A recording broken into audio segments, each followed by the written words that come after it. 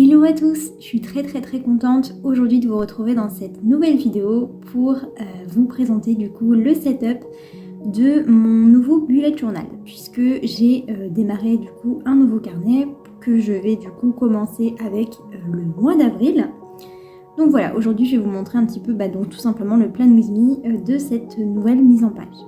Alors vous allez voir que je suis restée vraiment très simple, donc j'ai fait vraiment ce qui est le minimum syndical pour moi dans la mise en page d'un bullet journal. Donc voilà, j'ai fait tout simplement comme vous pouvez le voir sur la page de couverture un petit espace pour venir noter mes clés, donc le code en fait de mon bullet journal. Donc ça fait des années maintenant que j'utilise le principe du Bujo et mon code n'a presque pas changé. Les petits carrés correspondent aux tâches à faire, les ronds aux rendez-vous et les triangles aux événements. Ensuite, je suis passée du coup à la double page suivante et pour un côté un petit peu plus sympa et pour apporter un côté déco aussi, je suis venue faire une page de citation. Donc j'ai choisi la phrase « On ne voit bien qu'avec le cœur, l'essentiel est invisible pour les yeux » qui vient évidemment du livre Le Petit Prince écrit par Antoine de Saint-Exupéry. C'est vraiment pour moi une phrase qui fait beaucoup de sens et dans laquelle je me reconnais énormément. Donc voilà, j'avais vraiment très envie tout simplement de l'inclure dans ce nouveau bullet journal. Pour ce qui est du matériel utilisé, vous allez voir que j'ai utilisé du coup mon set sépia de la marque Faber-Castell avec donc des liners fins et également un feutre à calligraphie que je suis en train d'utiliser là. J'ai également utilisé des feutres tombeaux dans des tons de vert ainsi qu'un stabilo en teinte vert pastel. Et de toute manière, comme d'habitude, tout sera listé bien sûr en barre d'infos avec les liens, comme ça vous pourrez tout retrouver facilement. Pour ce qui est du carnet que j'ai utilisé, j'ai choisi du coup un modèle de la marque Notebook Therapy, donc j'adore vraiment leur carnet, je trouve qu'ils sont de très bonne qualité, le papier est donc blanc et grammé à 160 grammes par mètre carré, donc ce qui est très épais, c'est vraiment le maximum qu'on peut trouver pour un Bujo et c'est vraiment très bien. Dessus vous pouvez faire de l'aquarelle, bon avec parcimonie. Il n'y a aucun problème de ghosting, donc de traversée d'encre avec les feutres, etc. Vraiment c'est de la très bonne qualité. Et donc j'ai commandé bien sûr ce carnet sur leur site internet et je n'ai eu évidemment aucun problème à la livraison ni rien du tout.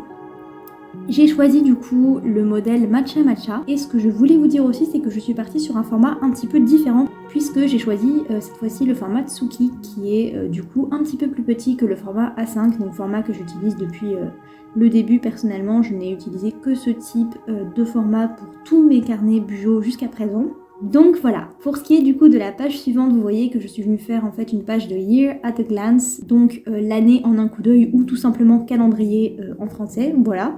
Donc j'ai fait en fait plusieurs petits calendriers, donc évidemment j'en ai fait 12, un pour chaque mois, et je suis venue donc les mettre en valeur avec du coup quelques petits coups de feutre et de stabilo vert.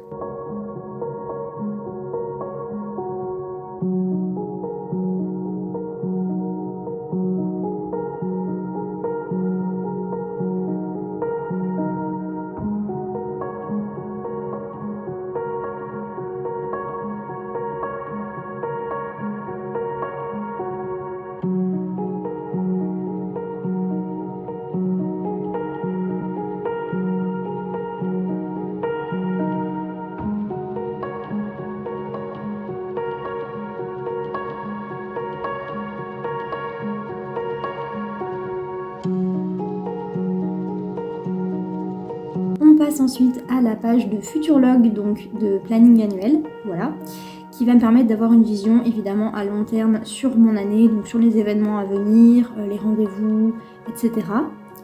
C'est vraiment une page qui est indispensable pour moi, même si je n'utilise pas tant que ça au final, je pourrais vraiment pas m'en passer. Donc comme vous le voyez, je suis vraiment restée très simple, j'ai simplement tracé donc un rectangle pour chaque mois, donc avec pas mal de place, et j'ai du coup alterné entre les couleurs marron et vert pour un côté un petit peu plus sympa. Donc comme vous le voyez, mon planning mensuel du coup ne contient que 9 mois, donc il commence en avril, le mois par lequel je vais commencer ce bullet journal tout simplement, et se finit en décembre, puisque j'ai tout simplement pour but de faire rentrer dans ce Bujo 5 mois. Voilà, donc normalement je devrais garder ce carnet jusqu'au mois de septembre. Donc voilà, j'espère que j'arriverai à m'y tenir et que ça va fonctionner, tout simplement parce que j'ai pour but de démarrer en fait un nouveau carnet, donc un nouveau Bujo en janvier. Voilà, pour faire les choses bien, ça fait des années que j'en avais envie mais j'ai pas réussi jusqu'à présent. Donc voilà, cette fois-ci j'ai pris les devants et je me suis organisée en amont et j'espère que ça marchera.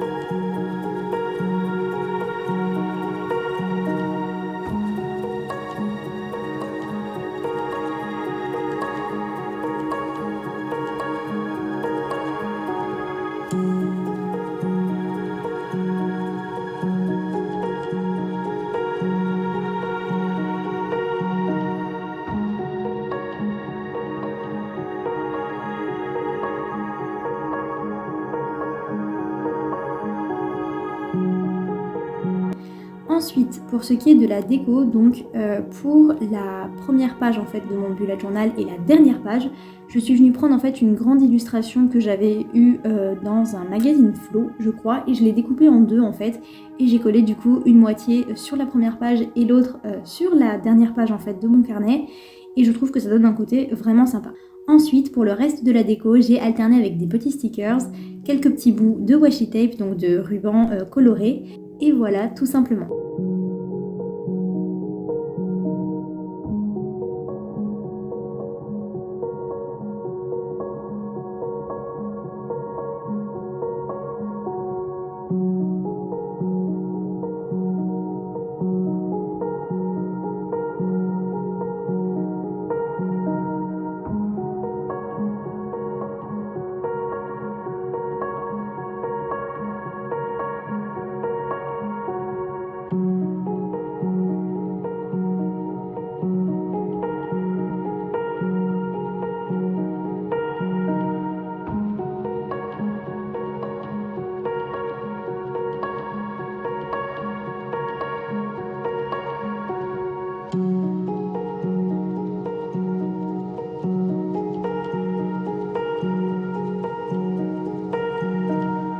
Pour la page de planning annuel, j'ai aussi ajouté des lignes au surligneur vert dans certaines de mes cases.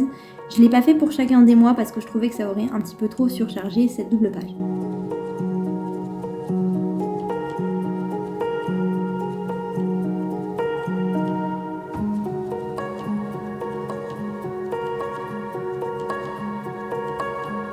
Donc écoutez, voilà, cette vidéo est maintenant terminée. J'espère vraiment qu'elle vous aura plu. Si jamais c'est le cas, n'hésitez pas à la liker et à vous abonner à la chaîne, ça fait toujours plaisir. Pensez aussi à me rejoindre sur Instagram pour avoir accès à tout mon contenu bullet journal. Et moi je vous dis à vendredi prochain pour une nouvelle vidéo. Bye bye!